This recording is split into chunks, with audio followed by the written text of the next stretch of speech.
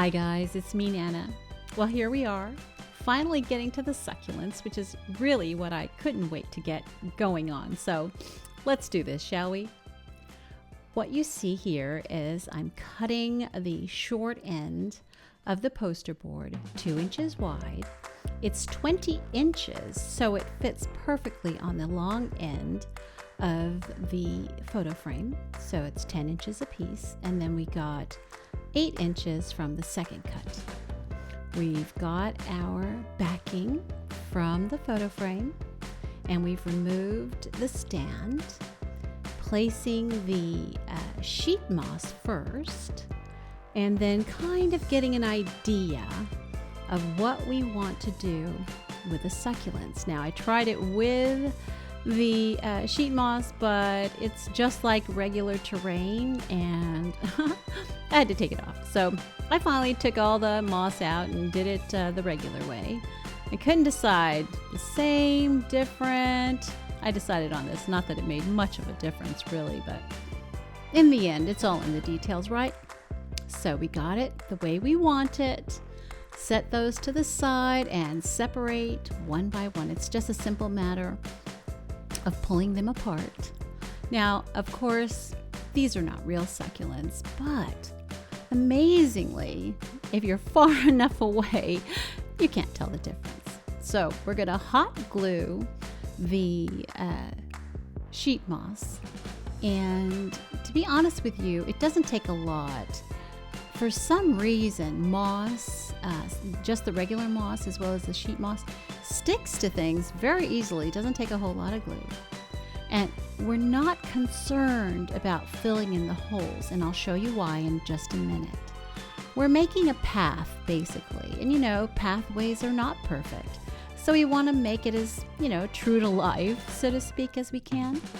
So in the areas that don't have the sheet moss, we're going to be placing the Spanish moss. Now that's the one from Dollar Tree, and I'm just kind of poking it in there. And as you watch, you'll see a path start to appear. And that's what I'm going for. I'm going for a change in terrain, kind of being artistic without really doing that, just having fun with it. Going with the way that the grass is laying, so to speak, and giving it some character at the same time. Now, I do have this better Spanish moss that I bought for another project, and I'm using it to kind of encapsulate everything, to kind of frame everything, for lack of a better word. And I'm just going to go all the way around the perimeter with it.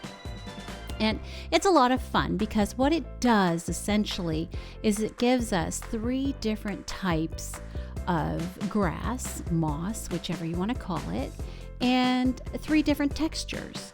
So it gives it more interest. Again, I hate using that word too many times, but it's true. So we've got it just the way we want it. We're trying to follow the frame backing as much as we can. That way it's a perfect measuring device. We don't have to worry about being in or outside the lines, so to speak. So it's just the way we want it. And as you can tell, it looks like the sky view of, let's say, Google Earth, right? So I really like it. I know where I'm going with it, but in essence, I don't. I'm letting it happen as organically as possible. So here we go. We're shoving it into the frame, and we'll handle and take care of that later. But my main concern right now is making sure that everything stays within the frame.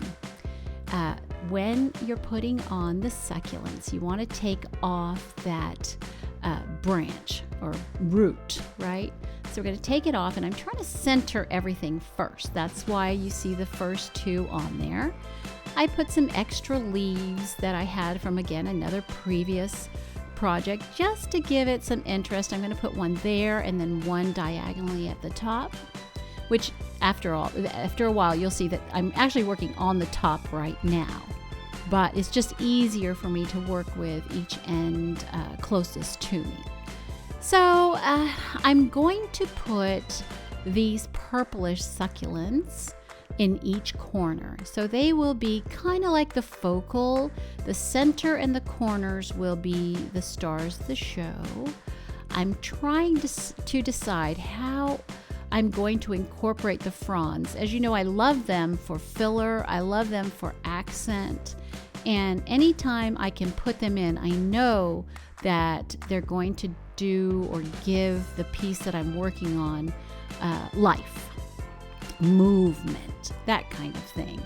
I'm no artist. I use these terms only because I've been to enough museums that I've heard the terms and I'm trying to apply them to what I'm doing. But it really does work. It makes sense in the end. Even though I'm working with these inanimate objects, they're not alive, but they come to life if we let them be what they are, what they're supposed to be, and treat them as such. Even though I have so many glue gun webs. You see those webs? They're just everywhere, and they become a point of consternation for me while I'm doing this. But in the end, I came to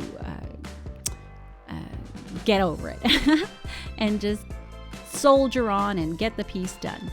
So I put the little yellow flowers in there, and I put that, for lack of a better word, I call that a moss ball.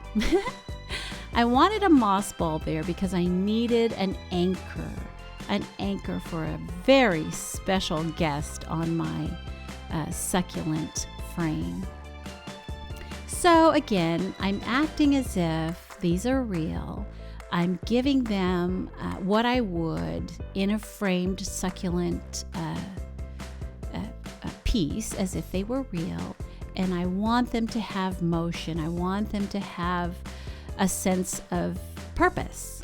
My rocks definitely have a sense of purpose, or stones, and they're going to encapsulate this little village of mine, this little area that, as you'll see toward the end, something with life, something with whimsy, for lack again of a better word. I think it's going to be very whimsical, very colorful, and very inviting.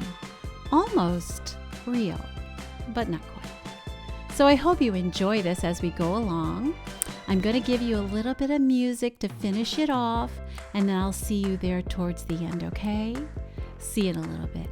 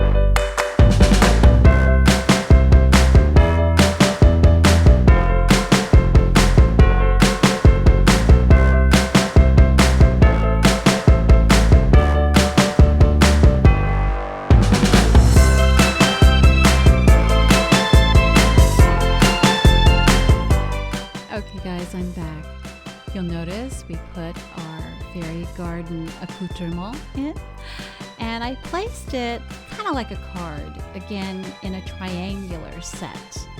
And we're balancing the other side with the yellow flowers. Only with these, we want to keep them half the size or the height of the first set, just as a supporting actor, so to speak. We don't want them to match it. We just want them to balance the piece.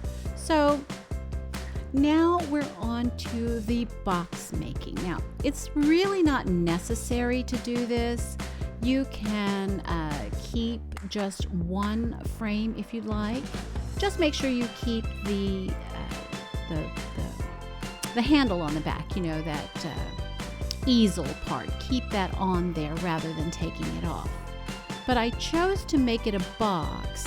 One, so I could get it, if I hang it, to stand up against the wall, to, you know, lift up against the wall somewhat, and to hide all the extra greenery on the back.